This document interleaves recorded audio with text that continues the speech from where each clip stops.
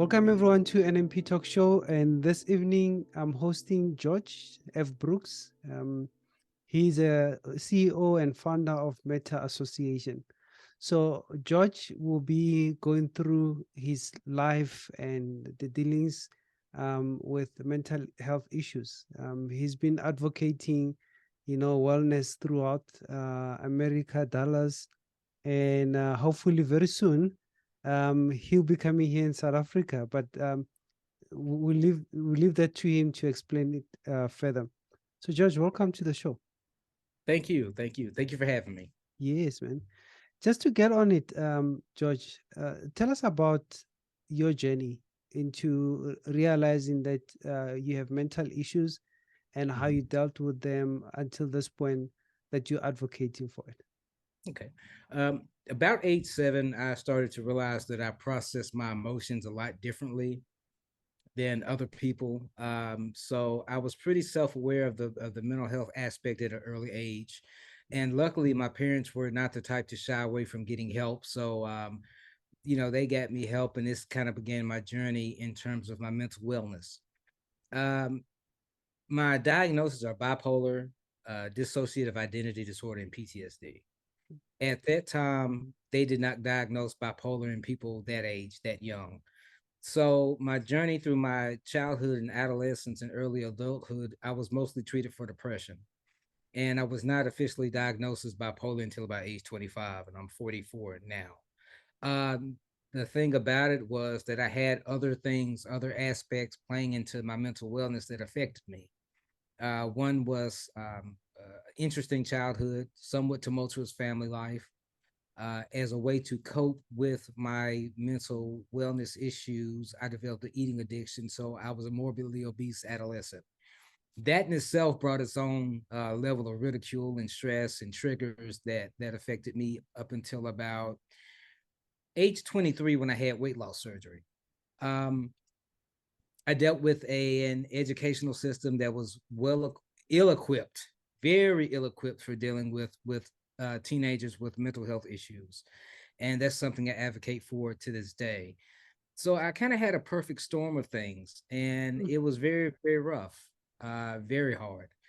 My early adulthood, I was married and still dealing with those issues, and developed an addiction to cocaine for about 8 years, and poor mental health, and was on disability for a long time. And through that journey, I took note of everything I experienced in terms of mental health, in terms of what was lacking, what was needed, what was killing me, and what was going to lead to my rejuvenation. So about 5 years ago, I went through some pretty much hit my rock bottom, where I essentially had to look up to see the gutter.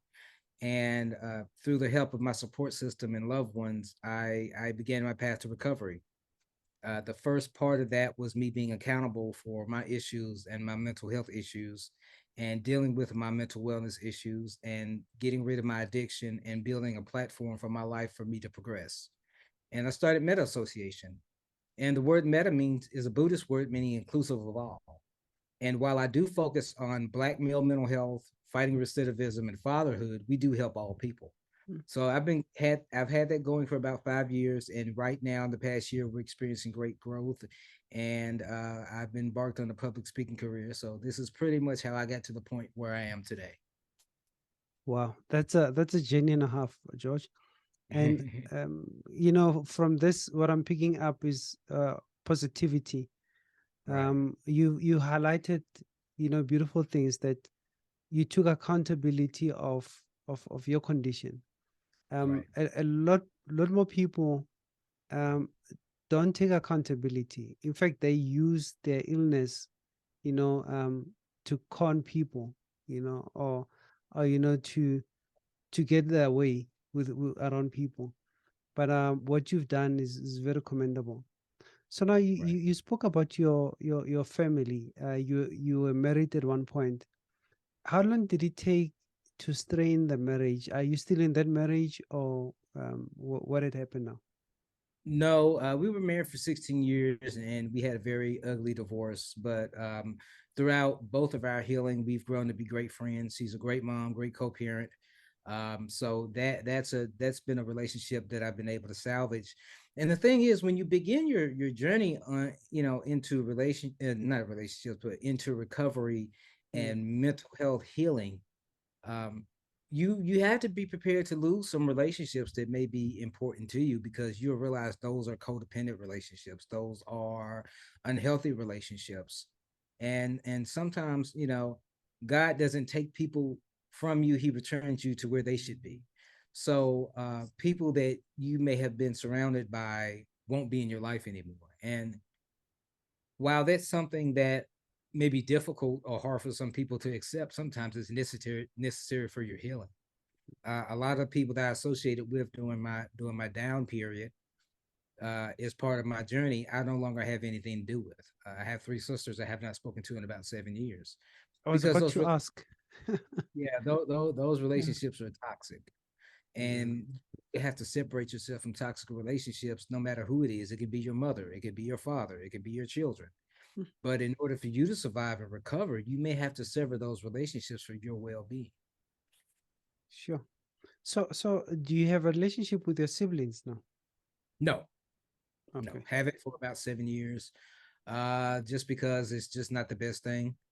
It's not conducive to my well-being, and I'm okay with that.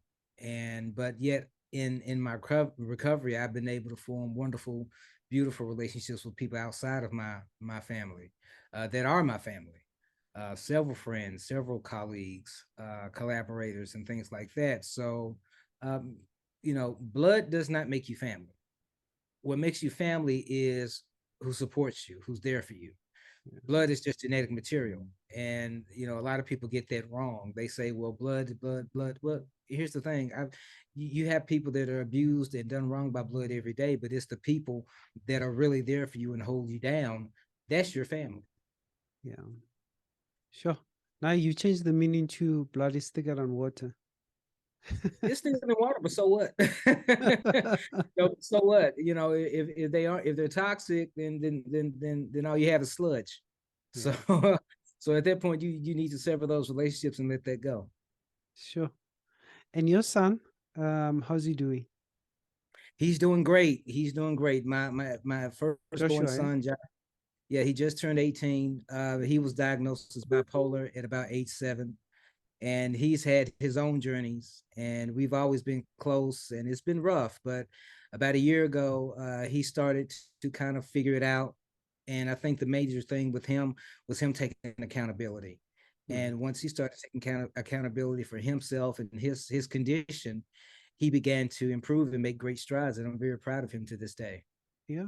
Do you think him taking the accountability, is it because he's seen from you being a good role model now that you have grown up, or should I say you've matured that much that you're taking accountability of everything?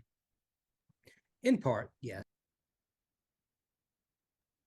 Excuse me, I had to sneeze for a second. No worries. I think it's because, not necessarily that I'm a good role model, because I don't necessarily believe in role models. I believe in looking at people's successful habits. When you say role model, that's such a loaded term, because someone may have great habits that are positive but yet be a horrible person. So instead of looking at role models, I've always tried to teach him to mimic habits that are healthy and successful, and he's finally grasped on to doing that, and I think that leads a lot to his success. There will be bumps in the road. It will not be easy. He will have setbacks. He will have relapses in behavior and in his mental health. But as long as he keeps this message and himself consistent, he'll progress. And I'm very proud of him. Oh, that's good. So, does he have a relationship with your family, blood family? No, no. Oh, okay. He did at one point, but it began to be toxic as well. Mm. Uh, he really doesn't have that much of a relationship with his own blood, other than myself, his mom and brother. But he's starting to develop relationships outside of the bloodline, Okay. and he's finding his own way. And I'm still getting used to kind of letting him go, and getting used to him kind of learning on his own, which as a father is scary. But I have to trust what he's learned from me. And there's a difference in one thing I told him. I said, you know, Josh, pay attention not just to what I taught you, but what you learned from my mistakes as well. And I think he's figuring that out, and I think it's leading him down a good path. And I do that with my four other children as well. I try to push that message, and because I'm not perfect, Mm. and the thing about being a parent is that we do make many, many mistakes because we're constantly learning. So it's not, we should tell our children, don't just learn from the good things that I taught you, learn from the mistakes that I made as your parent, because we do make them. Yeah, no, parents are not perfect at all, Nah, and it doesn't come with a manual, eh? no, it doesn't. A lot of people think it does. A lot of people Yeah. tend to think, well, and I hate hearing this. Well, I Mm. was raised this way. And they tend to kind of try to superimpose that upon their kids as though one size fits all. And it doesn't. It You know, doesn't. you have to understand each generation is different and each individual is different. And the things that my parents did that may have been beneficial and worked for me won't necessarily work for this generation. It's a Yeah. different time. And you have to adjust for that. I think the way you were raised, if it was healthy and yielded you success, should be a good framework. But you should not get so married to the fact that, well, this was how I was raised, or this is how it was always done, as necessarily a good or healthy thing, because Yeah. times change, people change. It does. It does change.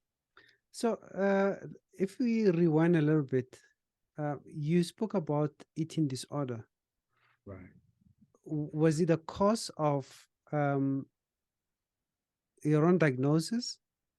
I think Oh, so. okay. In part of, in great part, it was part of that, but a lot of that was just me. I overate. I weighed about 280 pounds in the eighth Wow. grade. Um, but I was always kind of active, so that kept it from being a lot worse than what it was.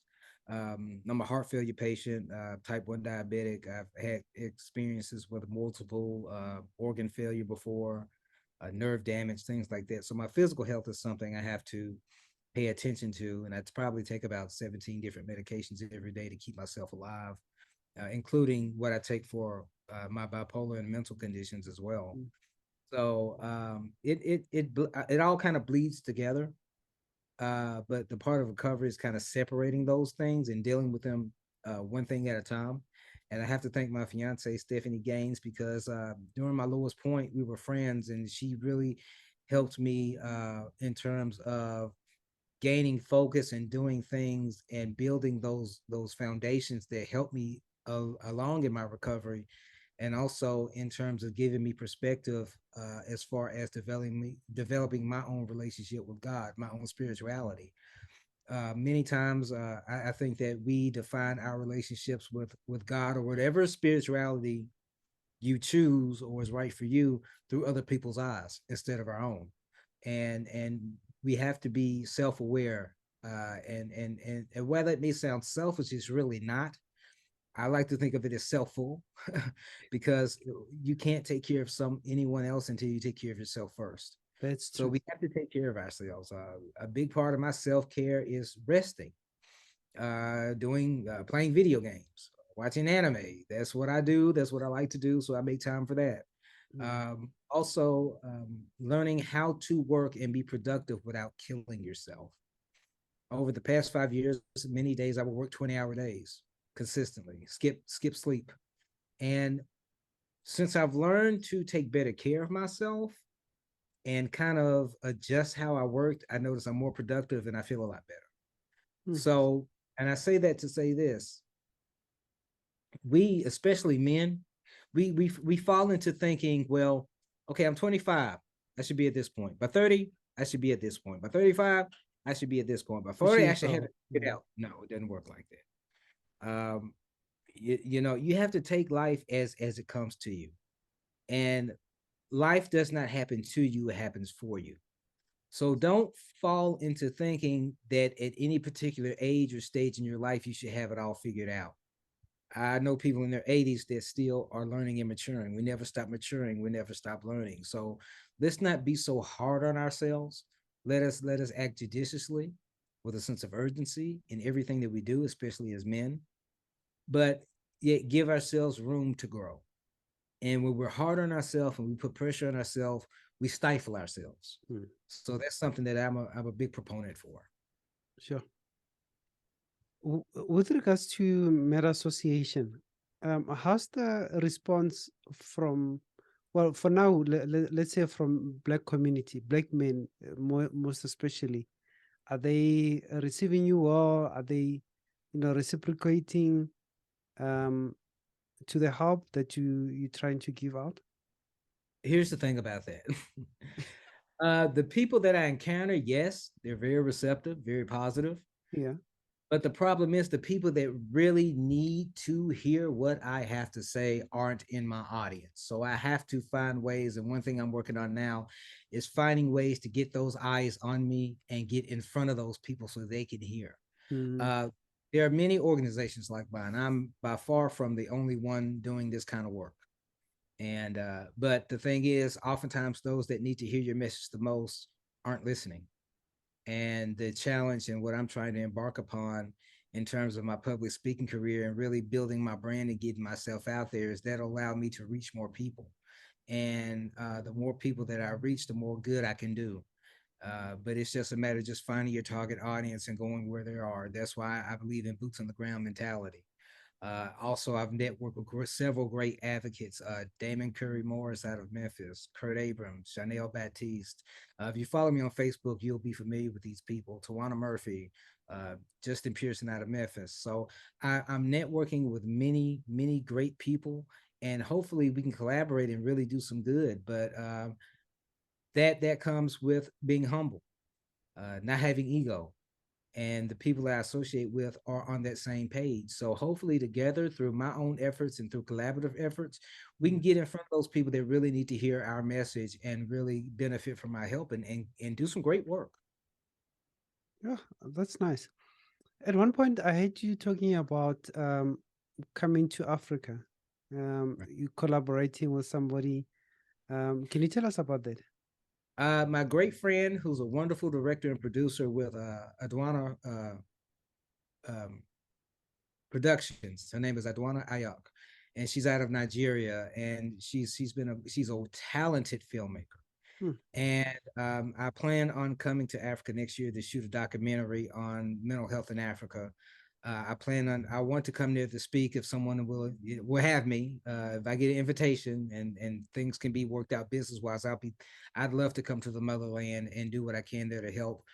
Because she really opened my eyes to how mental health is perceived there, and it broke my heart to hear it. And that just kind of spurred me to really do some work there. Being a Black American, that's where my roots are, and I love all people, and I definitely want to come to Africa and do whatever I can to help the situation and help people there. So if you're interested, you can contact me and reach out, and maybe we can make something happen. Oh, definitely, definitely. On a lighter note, though, Mhm. what do you know about Africa? Here's the funny thing. In Yes. America, in America, we're given this view of Africa coming up as far as it not having the things that it does. Uh, it being poverty everywhere. While we know it's a part of the landscape in Africa, we think we're raised with the image of it being all mud huts and straw roofs and no electricity and no running water and Yeah. everything. But one thing that I've learned, that's not it. Yeah. And what I hope to do is improve the image of Africa in America and to come over there and show what it's like and show the technological advances and show the growing economy and show the hustle and the bustle, and in terms help Africa. And maybe something I can do will spur more collaboration between companies that will help Africa and hopefully help the Black community. So Mm. I want to bring awareness to Africa and come there and really help and do some good work, because the image that we're given is not a flattering one. Yeah. But through communication, we learned that's not the case. So that's something that'll take time to go ahead and initiate. I have a friend in the US. She did a street interview uh, in America about Africa, and in particular South Africa, because I'm in the southern part, South Africa, Mhm. and it was shocking that people didn't know what Africa is all about, Right. and they don't even know it's a continent on its own, where, you know, it's so huge that you talk to me about somebody in Ghana. I've never been in Ghana. I'm in Africa, but I've never been in Ghana. Can you believe it? Yeah. It is so far away from where I am. It's a journey for me to go there. So it's a lot of misconception that Americans have about Africa and South Right. Africa. I don't know if you've listened to Trevor Noah joking about it. Yeah. I Yeah, am. I'm so familiar you with can Trevor learn Noah. a lot from there. But anyway, coming back to our topic at hand, because you're right, a lot of, especially men, we don't um, react to getting help, especially with mental health issues. And that's a worrying factor that because we don't do that, it changes how we behave, especially around our families and everyone else. Right. And those families, then in turn, they don't understand us, you know, and then they would coin us in a bad way, in a bad light, because we don't even know what's happening with us. I like what you're doing, you know, getting message out there, telling people about mental wellness. And it's always even better to hear from somebody who's suffering from it and they're able to deal with it. Right. You know, there's a difference between suffering and not coping with it, and suffering but able to deal with it, to cope with Right. it. So I think you're gonna go far, you know, going public with this and creating awareness. And I'm happy that you've allowed yourself to come to our show, you know, so that you can explain it. It will also reach some of the audience that I have suffering from there. Tomorrow, I know we're having a show on autism. It's also one of the topics that, especially in the Black community, you know, it's this disease is not taking as it should, you know, with Right. the understanding. You see how children, especially that are suffering from it, oh, it tears your heart apart to see them how they've been treated. So creating awareness really helps. It doesn't solve issues, but you know, knowing if this is there and how we deal with it, we better able to face it. Yeah, it all So comes down to communication and understanding. yeah. And that's not just related to mental health, it's related to everything Mm, in the world right now because we're so divided. We're mm, constantly putting labels on ourselves. We're yeah. constantly finding ways to make ourselves different from each other instead of looking at things that make us alike. Mm, So, we have to talk and have some hard conversations. And once we do that, and especially in the realm of mental health, once we begin to destigmatize it, yeah. we'll find that everything gets better. And it'll just take time, patience. This is not something that I'll see in my lifetime come to the level of fruition that I would like. Mm, But I'm starting it, and hopefully once I'm gone, someone else will pick up the baton and keep going, and it'll carry forth till we have a world where it will never be perfect, but it'll be where people can get help, and it can be understood, and things get better for all people. yeah. So that show that you had with your son, his name is Joshua, isn't it? Eh? Did I get Yes, it right? Joshua. Yeah, Joshua. Right. My uncle's name is Joshua. That's why I couldn't remember. Okay. So that show that you did, the podcast that you did, do you know how much it affected your listeners? Have you had any feedback on it? Because from my side, wow, it was amazing. That's Um, one of the shows that I would repeatedly listen to.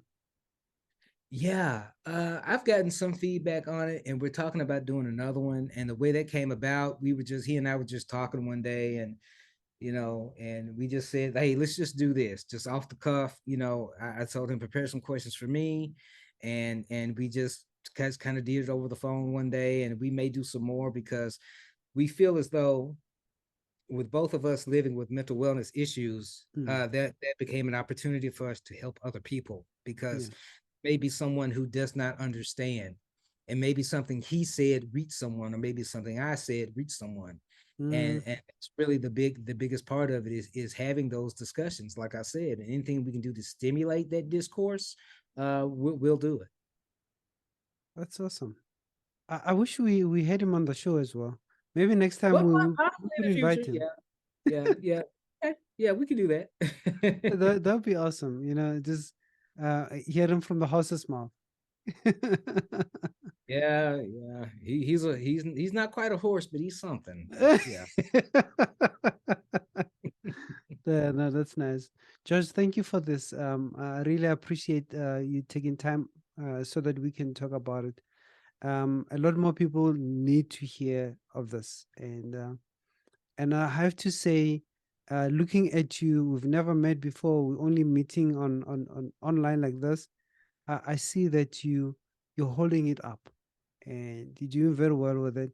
I've followed your shows, you know, some of your shows on the internet. Listen to I think you do have a TikTok channel, eh? I've heard something Yeah, like that. yeah, I do have a TikTok, Yeah, and I'll provide links for everything and send it to you so people yeah, can go on and check it out. yeah, Uh, but yeah, I'm trying to do a lot of things. I'm trying to embark on a public speaking career. So, like I said, if anyone in Africa is interested in having me come there and do something, just reach out to me. yeah, You can through our website, which is metaassociation.org. yeah, You can email me at gbrooks, that's GBROOKS at yeah.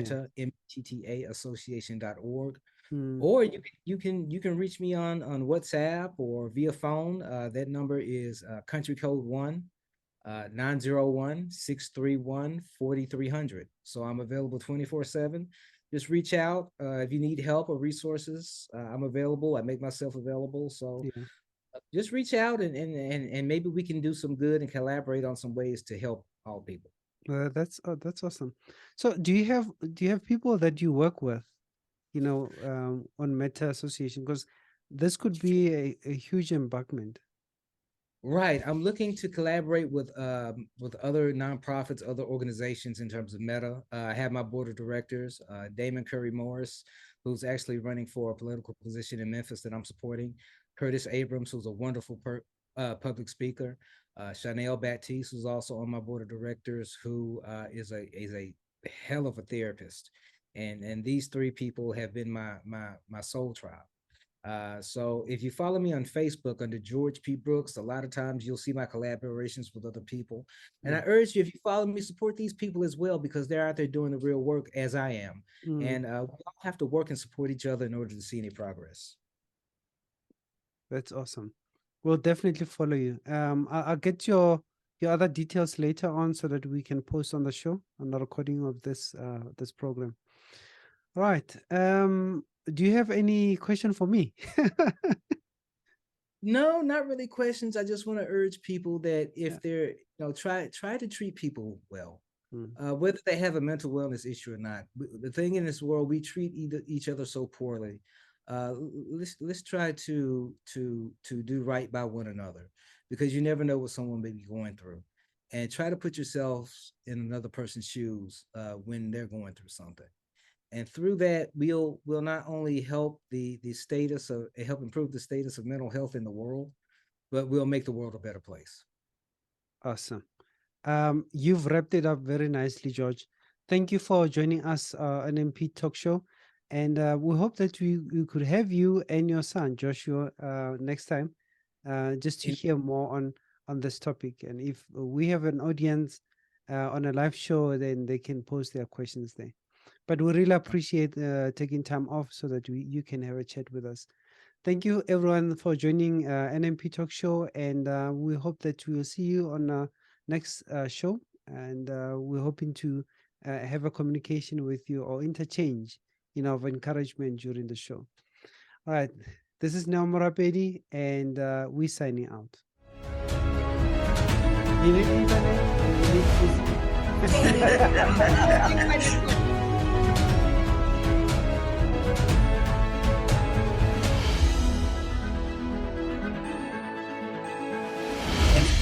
You need